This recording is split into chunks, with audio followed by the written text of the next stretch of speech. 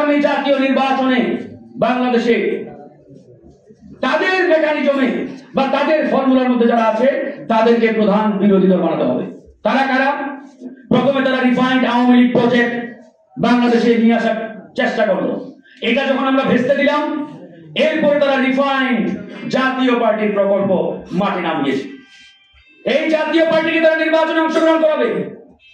আওয়ামী লীগের পুরো vote bank, Awami লীগের এস্টাবলিশমেন্ট, তাদের মেকানিজম সব জাতীয় পার্টির পিছনে ডিপ্লয়েড হবে। অনেকেই বলার চেষ্টা করে যে এটা তো ডেড হর্স, জাতীয় পার্টি নিয়ে মাথা ব্যথা নাই, এটা নিয়ে ভাববার সময় নাই। যারা জাতীয় পার্টি নিয়ে কথা বলে এরা নির্বাচন বিলম্বিত করার পায়তারা করছে। চিন্তা করে। আচ্ছা, আমি যদি আপনাদের প্রশ্ন করি, আজকে যে প্রশাসন এখন যারা দেশ চালাচ্ছে, এই প্রশাসন এখন পর্যন্ত কি ডক্টর ইউনূসের নেতৃত্বে আছে ভাই? কথা বলেন। এই প্রশাসন 90% এখনো ভারত নিয়ন্ত্রিত। এই পুলিশ বাহিনী এখনো 80% ইন্ডিয়া নিয়ন্ত্রিত। আর অন্যান্য বাহিনীগুলো তো জানেনি, বলা লাগবে না।